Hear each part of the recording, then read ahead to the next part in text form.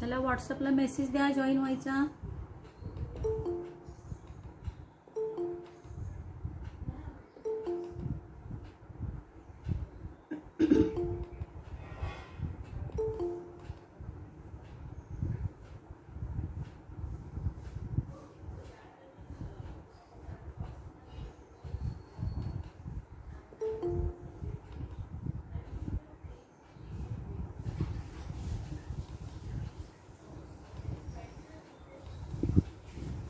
Good morning girls.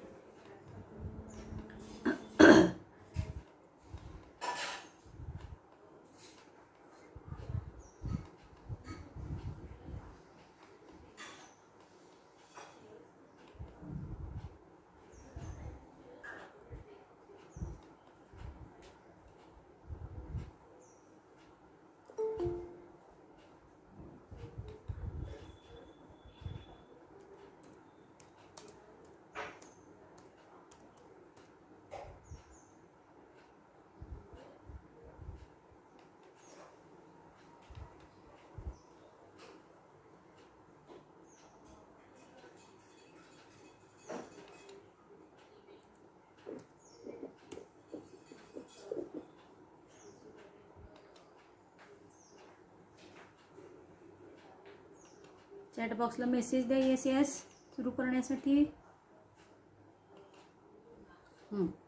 Okay okay.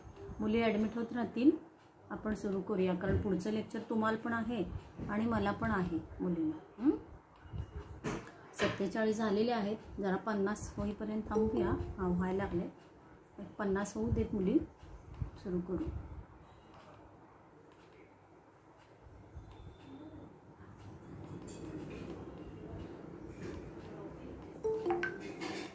Okay.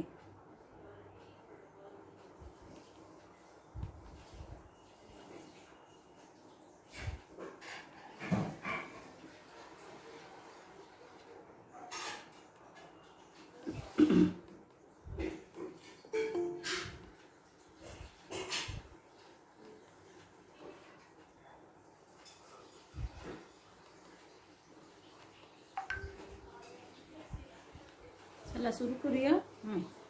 तर good morning girls. एक काम करायचं आहे. कोण आहे इथं? समीक्षा देसाई. समीक्षा एक दोन फोटो काढ आणि एक दोघींनी काढा फोटो. वैष्णवी चव्हाण आणि समीक्षा एक दोन फोटो काढा लेक्चर सुरू असताना. तर आता मुलींनो आपल्याला समग्रलक्षी अर्थशास्त्र या पेपरमध्ये पहिल्या प्रकरणात पुढं जायचं आहे आणि या प्रकरणामध्ये आपण अभ्यासलेला आहे समग्रलक्षी अर्थशास्त्राचा अर्थ, स्वरूप आणि व्याप्ती. आणि एक सूचना, परवा मी SYBAचे लेक्चर घेत होते आणि त्यावेळी बऱ्याच मुली तुमच्या जॉईन झालेल्या होत्या. सिलेबस तुमचा त्यांचा थोडाफार सारखाच आहे, मुलींनी नाही असं नाही आहे. पण कसं आहे, कन्फ्यूज होऊ नका की मी जी लिंक देईल तुम्हाला जेव्हा आणि आदल्या दिवशी मी लिंक देत जाईन आणि लिंक दिल्यानंतर आपण त्या दिवशी जॉईन व्हायचं आहे. लक्षात आलं सर्वांनी? काही मुलींची अशी थोडी हे झाली, गोंधळ झाला त्यांचा, ठीक आहे, पण आपला सिलेबस तोच असल्यामुळं त्यांचं रिपीट ऐकून झालं, रिपीट शिकून झालं, ॲडव्हान्समध्ये थोडं शिकून झालं, ठीक आहे. पण जेव्हा मी लिंक तुम्हाला देते तेव्हाच त्याच दिवशी त्याच वेळेला त्याच तारखेला तुम्ही जॉईन व्हायचं आहे.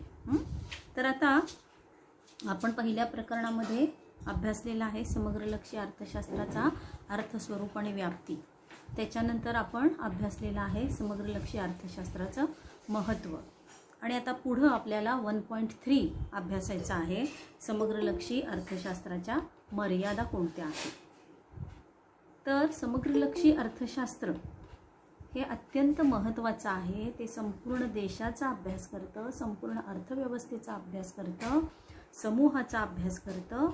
तरीही समग्रलक्षी अर्थशास्त्र वापरताना अनेक अडचणी येत असतात. समग्रलक्षी अर्थशास्त्राच्या वापरावरती अनेक मर्यादा आपल्याला दिसून येतात.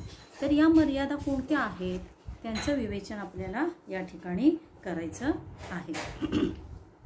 तर पहिल्यांदा आपल्याला सांगता येईल की समग्रलक्षी अर्थशास्त्रामध्ये अतिशयोक्तीचा धोका संभवतो. फॅलसी ऑफ एक्झॅगरेशन असं त्याला इंग्रजीमध्ये म्हणतात. अतिशयोक्तीचा धोका कसा संभवतो. आता मी तुम्हाला सांगितलेलं आहे की समग्रलक्षी अर्थशास्त्रामध्ये समूहाचा अभ्यास हा केला जातो, मोठ्या गटाचा अभ्यास हा केला जातो. पण असं आहे, समूहाचा अभ्यास करत असताना समूहातील प्रत्येक घटकाचा अभ्यास केला जात नाही. आपण काय करतो, समूहातील थोडे घटक निवडतो. त्याला नमुना पद्धती असं म्हणतात, त्याला सॅम्पलिंग असं म्हणतात. आणि आपण काय करतो, त्या सॅम्पलिंगच्या आधारे जी काही आपण काही ठराविक घटक निवडलेले असतात त्यांचा अभ्यास करतो आणि त्याच्यावरनं आपण समग्रलक्षी अर्थशास्त्रामध्ये निष्कर्ष हे काढत असतो. आता उदाहरणार्थ बघा, आपण काय केलेलं आहे की आपल्याला लोक कर किती भरतात याचा अभ्यास करायचा आहे. मग कर भरणारे कोण आहेत, प्रामुख्यानं आपण घेऊया की प्राप्तिकर, इन्कम टॅक्स भरणारे कुठल्या गटातली लोक येतात, तर उच्च उत्पन्न गटातील लोक येतात. समजा कोल्हापूरमध्ये 1000 लोक आहेत, 1000 लोक इन्कम टॅक्स भरत आहेत. आणि मग ही 1000 लोक इन्कम टॅक्स भरतात. मग या सगळ्या 1000 लोकांचा अभ्यास केला जात नाही. तर तिथं काय केलं जातं, फक्त आपण एक 10 लोक किंवा 20 लोक निवडतो आणि त्या 20 लोकांची काय प्रवृत्ती आहे, ते वेळेवर कर भरतात का, ते कर चुकवतात का, अशा पद्धतीनं आपण त्याचा अभ्यास करतो. आणि आपल्याला जर असा त्या ठिकाणी निष्कर्ष आला, आपण निवडलेले 20 लोक आहेत आणि आपल्याला जर असा निष्कर्ष त्या ठिकाणी आला की ही लोक कर चुकवतात, मग याच्यावरनं असा निष्कर्ष काढायचा आहे का की सगळे कोल्हापुरातील उच्च उत्पन्न गटातील लोक कर चुकवतात. तर अशा पद्धतीचा धोका या समग्रलक्षी अर्थशास्त्रामध्ये उद्भवत असताना आपल्याला दिसून येतो. म्हणजे आपण थोडक्यात समग्रलक्षी अर्थशास्त्रामध्ये सुतावरून स्वर्ग गाठण्याचा प्रयत्न करतो. लक्षात आलं. म्हणजे या समग्रलक्षी अर्थशास्त्रामध्ये आपण जो काही समूह घेतलेला आहे त्याचा वरकरणी अभ्यास करतो, त्याचा खोलवर जाऊन अभ्यास करत नाही. वरवर त्याचा अभ्यास हा केला जातो आणि त्याच्या आधारे आपण हे सगळे निष्कर्ष काढत असतो. आणि त्यामुळे समग्रलक्षी अर्थशास्त्रामध्ये हा अतिशयोक्तीचा धोका संभवतो. त्याच्यानंतर दुसरी मर्यादा आहे की त्या ठिकाणी काढलेले निष्कर्ष हे अवास्तव असू शकतात. अनरिअलिस्टिक, अवास्तव, वास्तवतेला धरून नसलेले, अवास्तव, अवास्तव, वास्तवतेशी धरून नसलेले, वास्तवतेपासून वेगळे. तर या स्थूल अर्थशास्त्रामध्ये किंवा समग्रलक्षी अर्थशास्त्रामध्ये काढलेले निष्कर्ष जे काय असतात ते निष्कर्ष अवास्तव असतात. काही वेळा ते चुकीचे असू शकतात. उदाहरणार्थ या ठिकाणी आपल्याला सांगता येईल की आता कोरोनाचा परिणाम घ्या. तुम्हाला समजायसाठी मी आपलं पुढचं उदाहरण देते. आता कोरोनाचा परिणाम कुणावरती झाला, जास्त वाईट परिणाम कुणावरती झाला, की जी लोक रोजंदारीवर आहेत, ज्यांची हातावरची पोटं आहेत, त्या लोकांच्यावरती जास्त परिणाम झालेला आपल्याला दिसून येतो. पण मध्यम उत्पन्न गटातील आहेत, नोकरदार आहेत, उच्च उत्पन्न गटातील लोक आहेत, त्यांच्या जीवनशैलीमध्ये फार मोठा वाईट परिणाम झालेला नाही आहे. ते आपलं जीवनमान जगू शकतात ना, कारण त्यांना पगार मिळतो, उच्च उत्पन्न गटाच्या बचती असतात. मध्यम उत्पन्न गटाच्या पण बचती असतात. प्रश्न कोणाचा आला तर प्रश्न आला रोजंदारीवर असणाऱ्या लोकांचा. मग आपण काय म्हणणार आहे, आपण अभ्यास करत असताना गृहीत धरा हां की आपण 10 घेतली कमी उत्पन्न गटातील, 10 घेतली मध्यम उत्पन्न गटातील आणि 10 लोक घेतले उच्च उत्पन्न गटातील. म्हणजे 100 पैकी आपण काय केलं की या फक्त 30चाच अभ्यास केला आणि त्याच्यावरनं आपण निष्कर्ष काय काढणार. आता बघा हां आपल्याकडं कसं आहे, कमी उत्पन्न गटातील 10 लोक आहेत आणि मध्यम आणि उच्च उत्पन्न गटातील 20 लोक आहेत. म्हणजे निश्चितच आपला निष्कर्ष काय येणार आहे, हां कुणावर काय परिणाम झालेलाच नाही, ऑल इज वेल. अशा पद्धतीनं चुकीचा निष्कर्ष हा येऊ शकतो.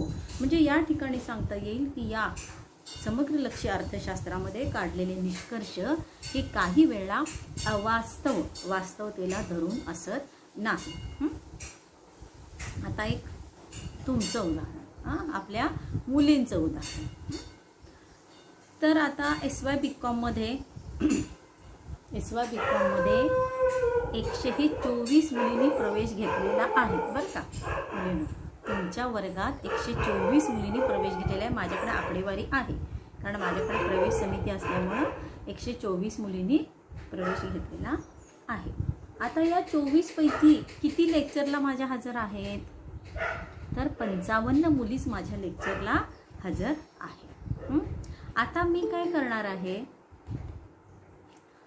तर मी निष्कर्ष कसा काढणार आहे की मी या 55 मुलींचा अभ्यास, 55 मुलींचा पण सगळा करू शकत नाही. मग मी काय करणार आहे, थोड्याच मुलींचा, एक 15 मुलींचा किंवा 20 मुलींचा मी अभ्यास केला आणि त्याच्यावरनं मी निष्कर्ष काढला, अरे नाही SY BComच्या सगळ्या मुली हजर असतात, सगळ्या मुली ऑनलाईन टीचिंगला हजर असतात, असा मी निष्कर्ष काढते.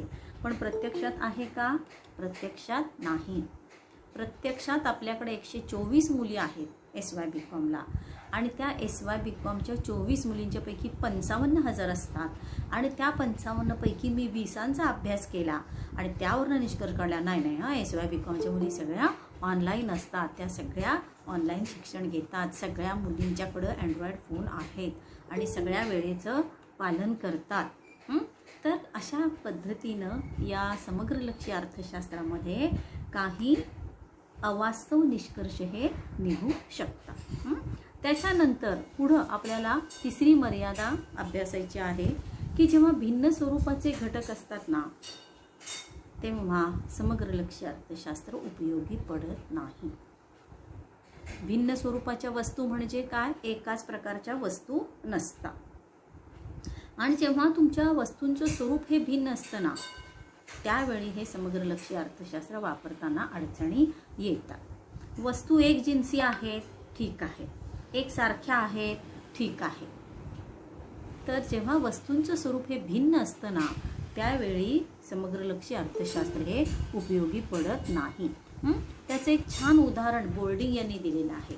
तर बोर्डिंग अर्थशास्त्रज्ञ त्यांनी एक उदाहरण दिलेलं आहे की अशा पद्धतीनं, हे बघा दिसतंय का सगळ्यांना, सर्व मुलींना दिसतं का बघा, तर हे फक्त बघून घ्या स्क्रीनवरती, फक्त बघून घ्या स्क्रीनवरती. अशा पद्धतीनं. तर काय उदाहरण आहे मी सांगते, तुम्हाला नोट्समध्ये कळेलच. तर एक काल्पनिक उदाहरण बोर्डिंगनं आपल्याला दिलेलं आहे. तर बोर्डिंग असं म्हणतो 6 सफरचंद अधिक 6 सफरचंद. 6 सोपं गणित घ्यायचं, आपल्याला समजायला सोपं जायला पाहिजे. आपल्या हातात काही इथं कॅल्क्युलेटर नाही आहे काय, त्या पद्धतीने आपल्याला कळायला पटकन सोपं जावं म्हणून मी नेहमी सोपी उदाहरणं तुम्हाला देत असते. बघा हां, 6 सफरचंद अधिक 6 सफरचंद, बेरीज किती आलेली आहे, 12 सफरचंद. अचूक बेरीज, एकदम करेक्ट, लक्षात ठेवा, एकदम परफेक्ट. आता दुसरं, समजा 6 सफरचंद अधिक 6 आंबे. 6 सफरचंद अधिक 6 आंबे, तर बेरीज काय आली, 12 फळे. आपण काय म्हणतो, 12 फळे. आता 12 फळे ठीक आहे, मी काय म्हणजे तरी एकाच गटात आहे, सफरचंद आणि आंबे काय आहेत की एकाच गटात आहे. समाधानकारक बेरीज. पहिली बेरीज कशी झाली, 6 सफरचंद अधिक 6 सफरचंद बरोबर 12 सफरचंद, ही बेरीज कशी झाली, अचूक बेरीज झाली. आणि दुसरं 6 सफरचंद अधिक 6 आंबे बरोबर 12 फळे, ही समाधानकारक बेरीज झाली. आता तिसरं बघा बोर्डिंग काय म्हणतो.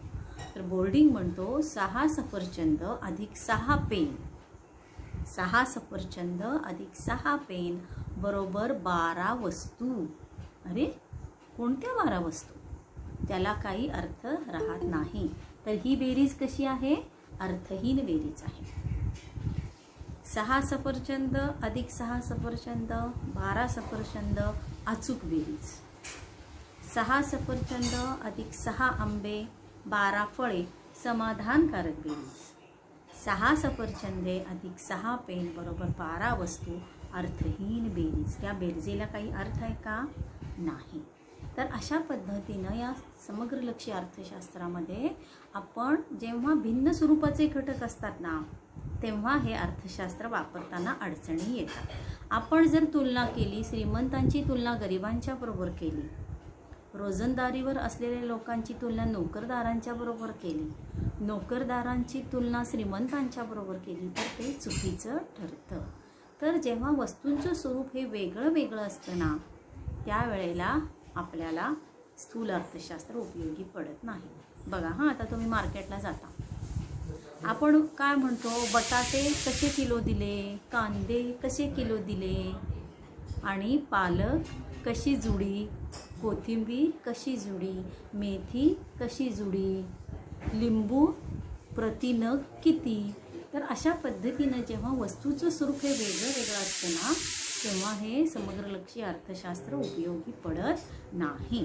त्याच्यानंतर या समग्रलक्षी चौथं मर्यादा आहे, चौथा दोष आहे, चौथी अडचण आहे की अपूर्ण आणि संकुचित विवेचन. समग्रलक्षी अर्थशास्त्रामध्ये केलेलं विवेचन हे परिपूर्ण असत नाही, ते व्यापक असत नाही, तर ते अपूर्ण आणि संकुचित असताना आपल्याला काय आहे इथं नाही का मेसेज का आला इथं? मुलींनी का चॅटबॉक्समध्ये मेसेज टाकलेला आहे? प्रज्ञानं आवाज येतो की नाही? चॅटबॉक्समध्ये मेसेज द्या मुलींनो, चॅटबॉक्समध्ये मेसेज आवाज येतो ना? हां ओके. हॅलो. हां बोला. बर.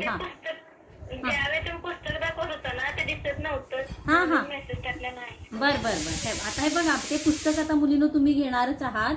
ते काय व्हायला जरा रिफ्लेक्शन यायला उजेडाचं. 1 मिनिट. हे बघा, दिसतंय का? दिसतं का आता? दिसतंय मुलींनो? क्लिअर दिसत नाही. हां असू द्या, अगं ते जरा ब्लर येणार आहे. ठीक आहे, कारण तो जरा लाईटचा प्रश्न आहे. पण तुम्हाला उदाहरण कळालं ना? हां बर ठीक आहे. उदाहरण समजलं ना? जेव्हा तुम्ही पुस्तक घ्याल किंवा नोट्स तुमच्या हातात येतील. हां समजलंय ना उदाहरण? हां ओके गुड. ठीक आहे, पुढे जाऊया आपण. हां तर आता चौथे बघा, आपण 3 मर्यादांचा अभ्यास केला. कुणाचा हे ऑडिओ ऑन आहे मुलींनो? कोणाचा तरी आवाज यायला लागला मला. हां आहे. तर पहिली मर्यादा आहे अतिशयोक्तीचा धोका. त्याच्यानंतर दुसरी मर्यादा आहे अवास्तव निष्कर्ष. तिसरं आहे भिन्न स्वरूपाचे घटक. आणि चौथा आपण अभ्यासतोय की अपूर्ण आणि संकुचित विवेचन. या अर्थशास्त्रामध्ये केलेलं विवेचन हे अपूर्ण आणि संकुचित असतं, ते परिपूर्ण आणि व्यापक असत नाही. आता अपूर्ण कसं असतं? कारण आपण समूहातील प्रत्येक घटकाचा अभ्यास करतच नाही. आपण त्या ठिकाणी काय करतो? नमुना पद्धतीचा अवलंब करतो, निवड पद्धतीचा अवलंब करतो. 100 घटक आहेत ना, तर सगळ्या 100रांचा अभ्यास केला जात नाही.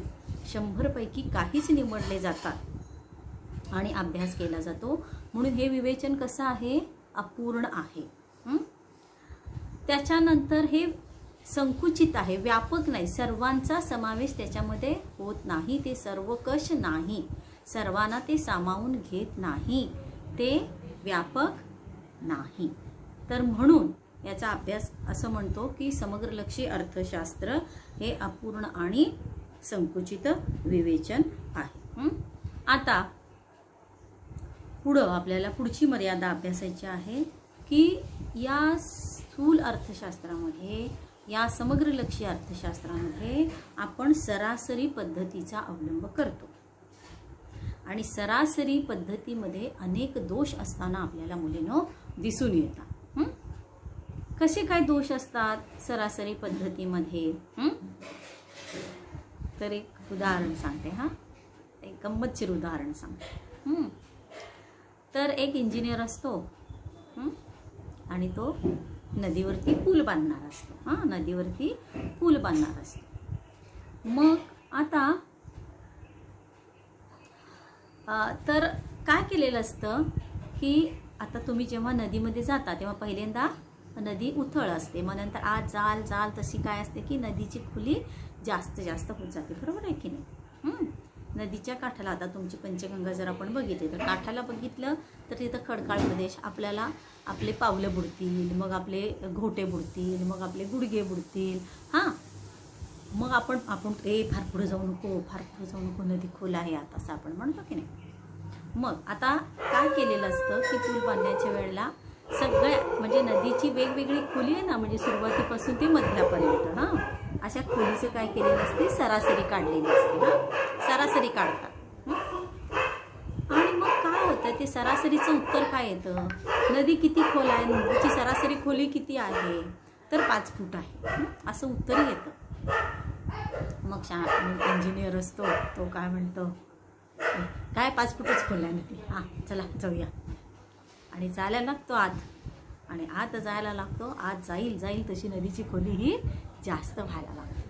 म्हणजे हा काय आहे, सरासरीतील दोष आहे. लक्षात ठेवा, सरासरी ही सरासरी असते, लक्षात ठेवा, ती वास्तवता असत नाही. तर अशा पद्धतीनं आणि एक दुसरं उदाहरण, तुमचं उदाहरण सांगते, सरासरी दोष काय असतो. आता तुम्हाला मागच्या वर्षी 6 विषय होते FYला, काय अकाउंटन्सी वगैरे काय असतील ते असतील 6 विषय. सगळ्यांची नावं आता मी इथं घेत बसेल. जनरली आपल्याला 6 विषय असतात. मग या 6 विषयांच्या प्रत्येक किती पडले, 50 पैकी पहिल्या सेमिस्टरला एवढे एवढे एवढे एवढे. आपण काय करू तर सगळ्यांची बेरीज करतो. ती बेरीज किती आलेली आहे, गृहीत धरा 150 आलेली आहे. सगळ्या मार्कांची बेरीज तुमची किती आलेली आहे, 150, 6 विषयाच्या. आणि तुम्हाला मार्क टोटल किती आहेत की त्या ठिकाणी आपल्याला 300 आहे. 300 पैकी किती मार्क पडले तुम्हाला, 150. 150 पडले म्हणजे काय झालं, तुमची टक्केवारी किती आली, 50%. याचा अर्थ असा होतो का की तुम्हाला प्रत्येक विषयातच 50% मार्क पडलेले आहे. कुठल्या विषयामध्ये आता आहे बघा, 50% म्हणजे किती येतात, 50 पैकी 50% म्हणजे 25. याचा अर्थ असा होतो का प्रत्येक विषयातच तुम्हाला तेवढे मार्क पडलेले आहेत. 25 25 25 नसतं. कुठल्या विषयात 40 असतात, कुठल्या विषयात 18 असतात, कुठल्या विषयात 42 असतात, कुठल्या विषयामध्ये 35 असतात. प्रत्येक विषयामध्ये मार्क हे वेगळे वेगळे असतात. तर अशा पद्धतीनं या ठिकाणी आपल्याला सांगता येईल की या स्थूल अर्थशास्त्रामध्ये, या समग्रलक्षी अर्थशास्त्रामध्ये आपण काय करतो, सरासरी पद्धतीचा अवलंब करतो. आणि सरासरी पद्धतीचा अवलंब केल्यामुळं सरासरीमध्ये काही दोष हे असताना आपल्याला दिसून येतात. आता अर्थशास्त्रातील उदाहरण, आपण काय म्हणतो, किमती वाढल्या. आपण काय केलं, सगळं वस्तूंची सरासरी काढली, किमतींची बेरीज केली. मागच्या वर्षी एवढी होती सरासरी किंमत पातळी, आता वाढली. याचा अर्थ असा होतो का सगळ्याच वस्तूंच्या किमती वाढलेल्या आहेत, नाही. काही वस्तूंच्या किमती स्थिर असतात, काही वस्तूंच्या किमती प्रचंड वाढलेल्या असतात, काही वस्तूंच्या किमती कमी झालेल्या असतात. तर या ठिकाणी आपल्याला सांगता येईल की या समग्रलक्षी अर्थशास्त्रामध्ये सरासरी पद्धतीचा अवलंब केला जातो आणि म्हणून त्या ठिकाणी काही अडचणी येतात. त्याच्यानंतर या समग्रलक्षी अर्थशास्त्रामध्ये मोजमाप करताना खूप अडचणी येतात. मोजमापातील अडचणी कशा, कारण समग्रलक्षी अर्थशास्त्रामध्ये आपण मोठ्या समूहाचा अभ्यास करतो, मोठ्या गटाचा अभ्यास करतो आणि या सगळ्या गटाचं मापन करणं अवघड काम असतं, सोपं काम नसतं. उदाहरणार्थ आता राष्ट्रीय उत्पन्न मोजायचं. राष्ट्रीय उत्पन्न म्हणजे देशाचं उत्पन्न. देशाचं उत्पन्न म्हणजे देशात राहणाऱ्या लोकांचं उत्पन्न. मग सगळ्यांच्या उत्पन्नाची बेरीज करायला पाहिजे. आता सगळ्यांच्या उत्पन्नाची बेरीज करायला पाहिजे म्हणजे सगळ्यांच्या उत्पन्नाची आकडेवारी गोळा करायला पाहिजे. आणि ही आकडेवारी गोळा करत असताना मुलींनो खूप अडचणी येतात. आता तुमचं उदाहरण सांगते. मी ठरवलं SY BComच्या मुलींच्या पालकांच्या उत्पन्नाची माहिती जमा करणं म्हणजे SY BComचं उत्पन्न. साध्या भाषेत SY BComच्या मुलींच्या पालकांचं उत्पन्न किती, मी ती माहिती गोळा करायची ठरवली. मी प्रत्येकीला म्हटलं मला सांगा ग, उठा प्रत्येकजणी, मला तू सांग ही सांग. सगळ्या A to Z सगळ्या ज्या आपल्या 124 मुली आहेत, तर ह्या सगळ्या 124 मुली मला माहिती देणार का? तुम्ही म्हणणार मॅडम आम्हाला माहिती नाही, आमचे पालक किती मिळवतात आम्हाला माहिती नाही. एक गोष्ट म्हणजे काय आहे की तुम्हाला माहिती नसतं आणि दुसरं म्हणजे तुम्हाला सांगायचं नसतं, कारण उत्पन्न ही प्रत्येकाची पर्सनल बाब आहे. म्हणजे बघा इथं फक्त एका वर्गाचं उत्पन्न गोळा करताना मला किती अडचण आली, तर देशाचं उत्पन्न गोळा करत असताना मुलींनो किती अडचण येणार आहे. आता माझं उदाहरण, तुम्ही माझ्याकडे आला, मुलींना उत्सुकता, मॅडम किती पगार असेल, मॅडम किती पगार असेल. तर मग आला माझ्याकडे विचारायला, मॅडम तुमचा पगार किती. मग मी आता मोठी आहे, मी एकदम चिडणार नाही तुमच्यावरती. मग मी काय म्हणणार, तुला कशाला ग पाहिजे बा म्हणणार. म्हणजे मला काय म्हणायचं असतं, तू कशाला आलीस माहिती विचारायला, पण मी म्हणते कशी, तुला कशाला ग पाहिजे बा. मग समजतं, जी हुशार मुलगी असते तिला समजतं की मॅडमना काय आपली माहिती द्यायची नाही आहे. तर मुलीनो अशी अडचण ही येत असते. त्याच्यानंतर आणि एक उदाहरण, शेतकरी, त्याला विचारलं मागच्या वर्षी तुझ्या शेतामध्ये किती गहू पिकले. शेतकरी काय म्हणतो माहिती आहे, पिकले की 1-8 पोती.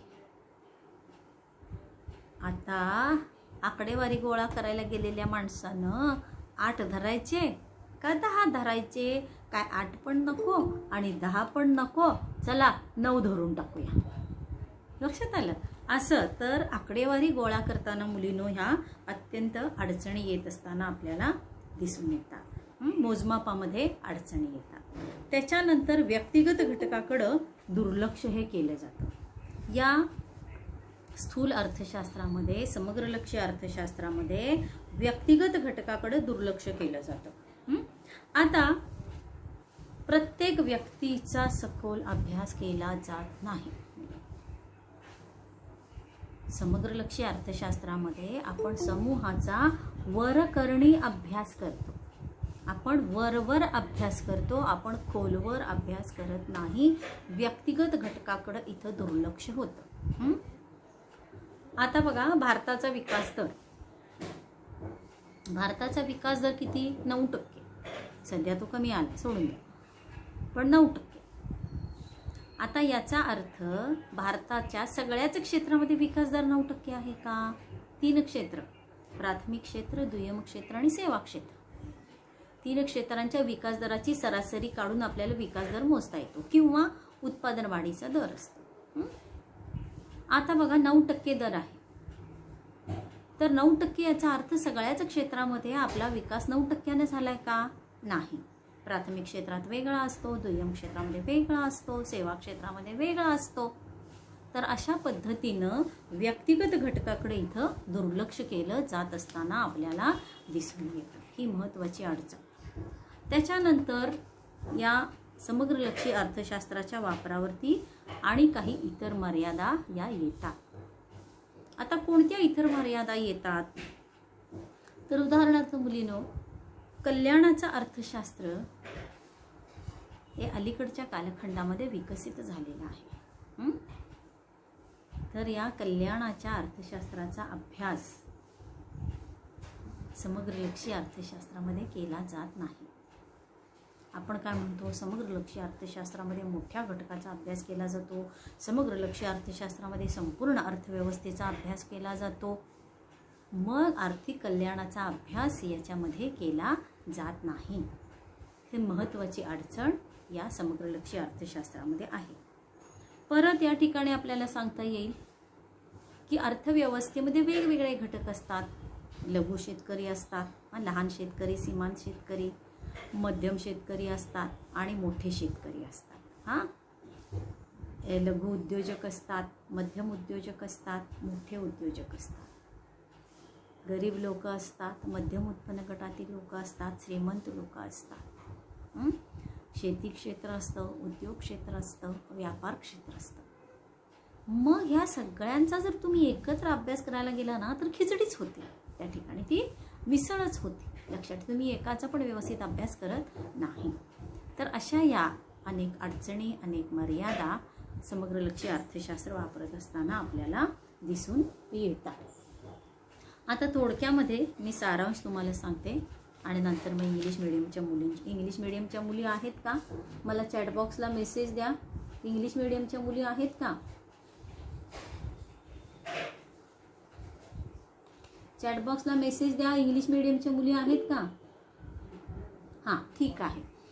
आधी मराठीमध्ये जे काय सांगितलं त्याचा सारांश सांगते आणि त्याच्यानंतर मग आपण इंग्रजीचा सारांश घेऊ. तर समग्रलक्षी अर्थशास्त्र हे महत्त्वाचं आहे, अत्यंत महत्त्वाचं आहे. पण समग्रलक्षी अर्थशास्त्राच्या वापरावरती मुलींनो काही अडचणी येतात, काही मर्यादा असतात. कोणत्या? तर पहिली मर्यादा आहे, समग्रलक्षी अर्थशास्त्रामध्ये अतिशयोक्तीचा धोका हा संभवतो. समग्रलक्षी अर्थशास्त्रात काढलेले निष्कर्ष हे वास्तवतेला धरून असत नाहीत, अवास्तव निष्कर्ष. समग्रलक्षी अर्थशास्त्र हे जेव्हा भिन्न स्वरूपाचे घटक असतात त्यावेळी ते